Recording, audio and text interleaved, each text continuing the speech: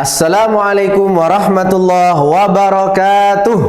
Waalaikumsalam warahmatullahi wabarakatuh. Alhamdulillahirabbil alamin. Shalatu wassalamu ala asyrafil anbiya wal mursalin wa ala alihi washabbihi ajmain. Amma ba'du.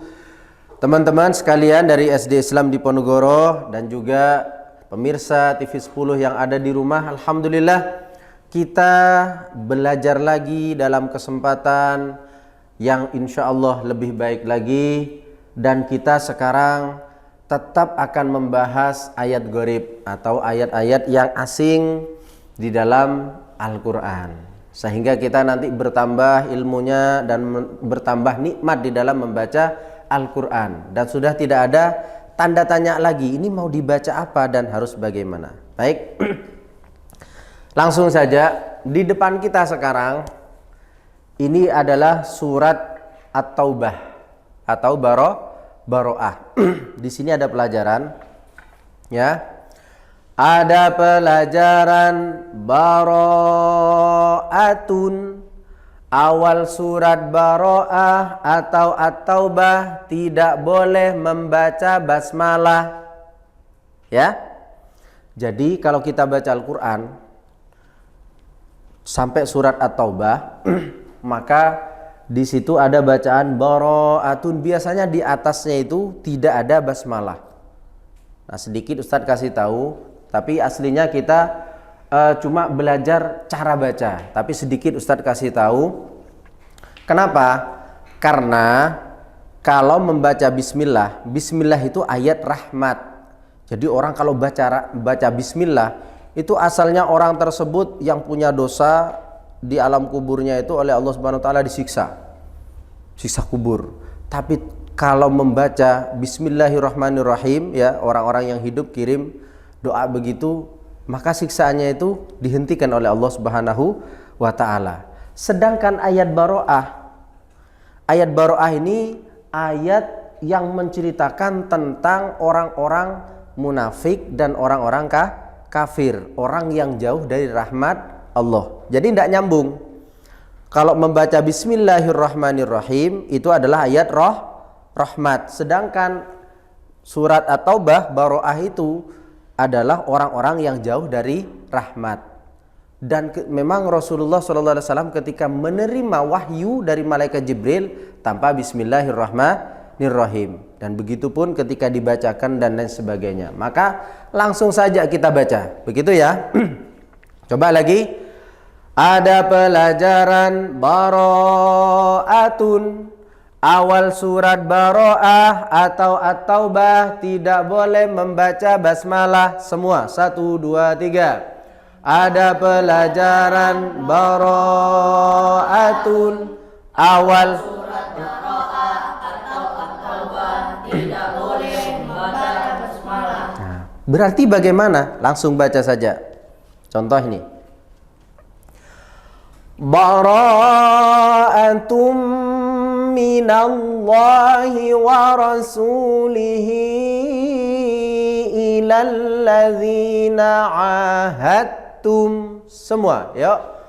Bara'atum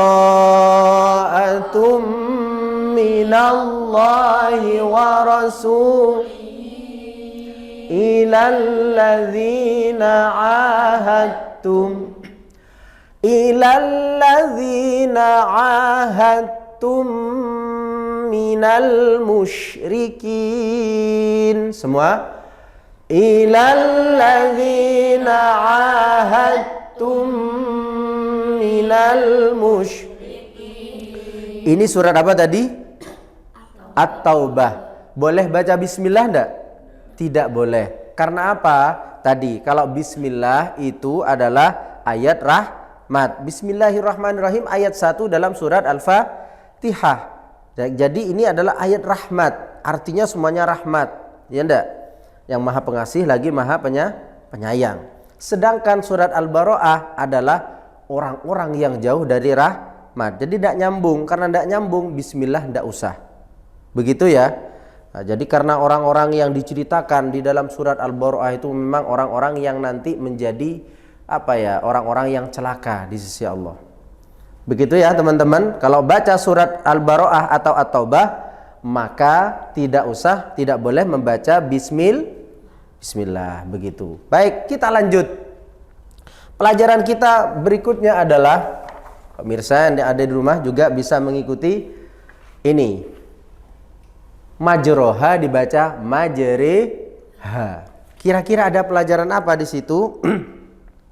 Di sini ada pelajaran majreha, bacaan imalah, artinya memiringkan bunyi fathah pada kasroh. Begitu ya. Jadi ada pelajaran majreha re. Kalau pengen inget bagaimana? Re apa re? Sama kayak kita kalau ngomong tempe, re. Faham ya? Nah, jadi ada pelajaran majreha, ya, bacaan imalah, artinya memiringkan harokat fathah pada kasroh. Orang kan kalau baca Al-Quran, kalau miring itu kan bisa kita bayangkan. Ya, orang kalau tidak punya guru ngaji biasanya bacanya Bismillahirrahmanirrahim. Imalah semua. Miring semua. Itu tidak boleh. Yang boleh miring itu cuma di satu kalimat ini. 30 juz cuma ada ini, majriha. Kecuali nanti ada ayat-ayat tertentu yang memang diperbolehkan. Begitu ya teman-teman. Coba langsung saja kita baca. Wa qala irkabu fiha bismillahi majriha wa mursaha. Semua. Wa qala irkabu fiha bismillahi majriha wa mursaha. Inna rabbi laghafurur rahim. Semua. Inna rabbi laghafurur rahim. Siapa yang baca ghafurur rahim itu juga termasuk miring. Rahim. Nah, itu menjadi imalah. Jadi itu tidak boleh. Rahim, kasroh pecah, fathah buka. Misalnya kalau alif fathah bunyinya a, kasroh i, dhammah u. Jadi kalau kau baca rahim berarti ikut jadi imalah, tidak boleh. Coba lagi, tidak boleh in. Rabbi, tidak boleh rabbi, tidak boleh ya. 1, 2, 3, yuk. Inna rabbi laghafurur rahim. Nah, ini baik, bagus sekali. Coba ini majriha, ada pelajaran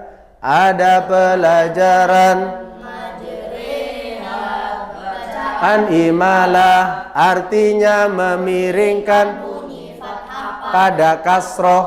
Nah, jadi memiringkan bunyi fathah pada kasroh. Bagaimana memiringkan bunyi fathah pada kasroh?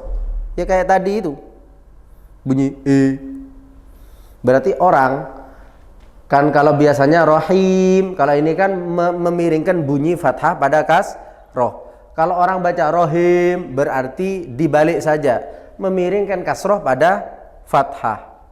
Itu juga tidak boleh, kecuali ada di sini majriha. Begitu ya teman-teman ya. Bisa semua? Sekali lagi kita baca. Wangqa 1, 2, 3. Waqala rkabu fiha bismillahi majriha wa mursaha. Inna rabbi laghafurur rahim. Yang ini tadi ada pelajaran bara'atun awal atau at-taubah, tidak boleh membaca basmalah, berarti langsung saja dibaca bara dan seterusnya. Begitu ya pemirsa yang ada di rumah, insya Allah kita semua bisa untuk mempraktekkan ada di rumah. Sedikit demi sedikit insya Allah bacaan kita akan sempurna. Setelah ini masih ada pembahasan yang lebih bagus lagi tentunya, maka tetap ada di TV 10, yaitu TV kesayangan kita semua.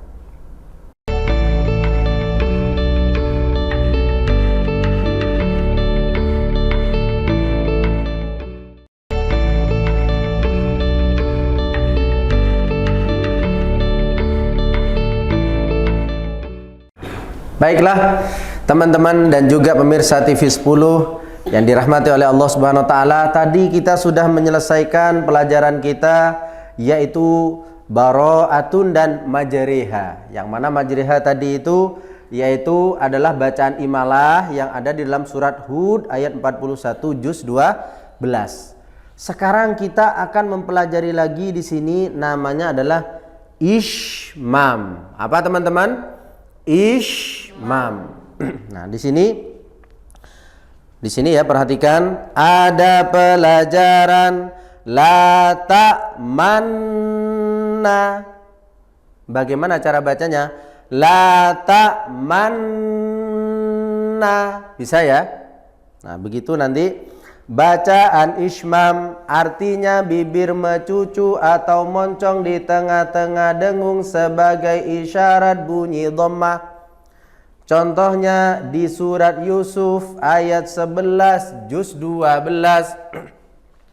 Jadi kalau kita mempelajari ishmam, la ta'manna, bacaan ishmam.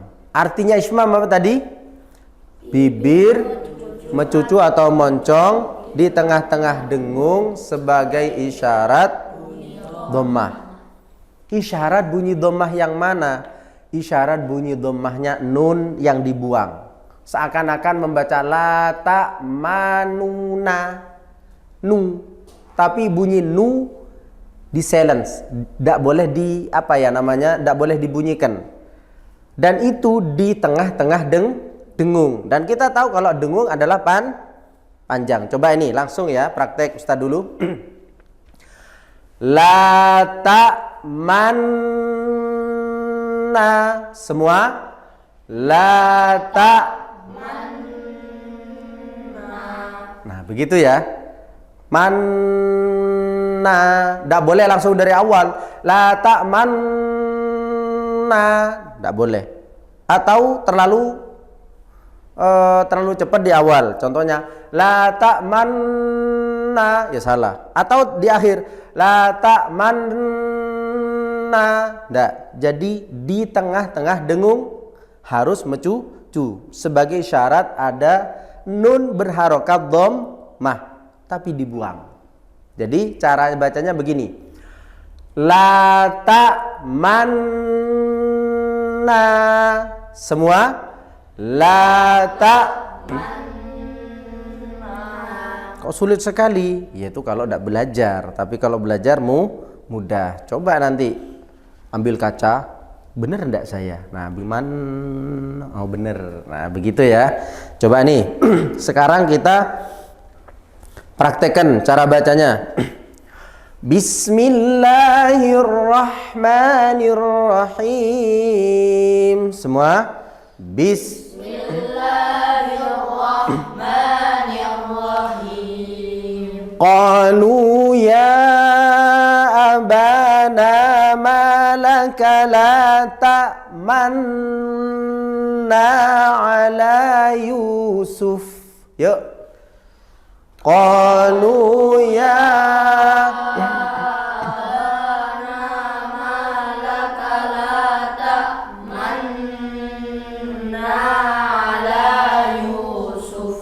gitu ya. Surat apa ini? Yusuf. Ayat berapa?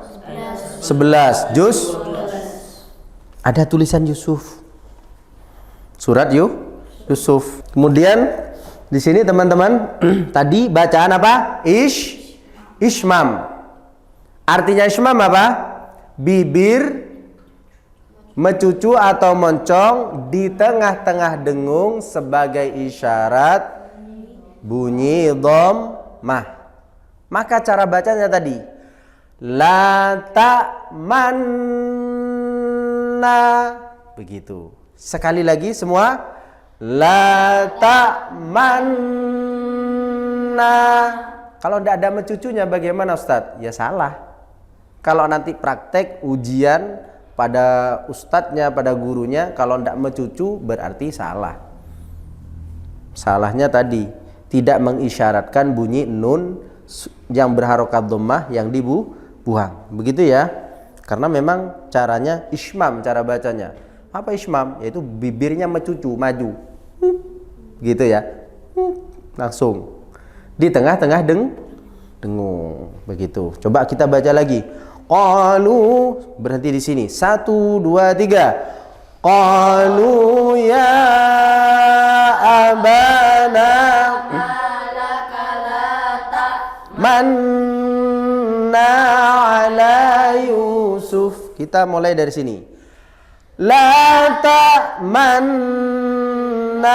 ala Yusuf wa inna lanasihun. Jadi tetap ngulangi lagi juga mencucu. La ta'manna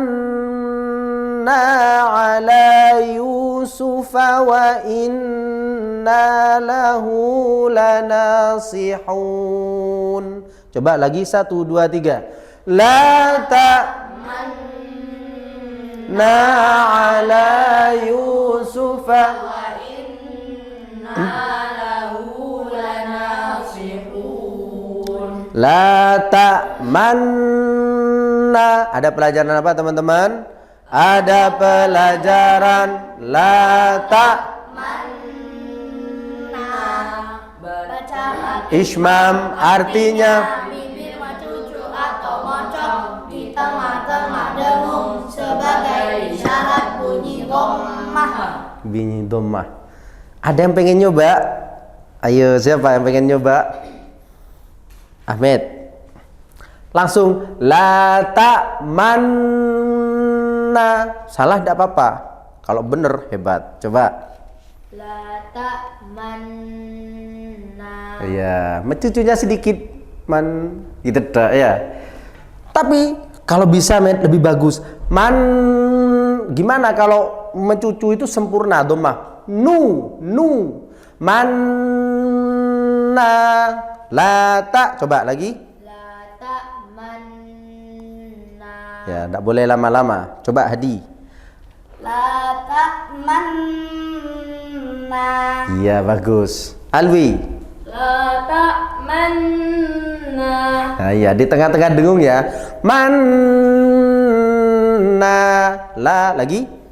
La ta'manna. Zaki. La ta'manna. Ya. Ya, belajar lagi ya. Coba Farhan. La ta'manna.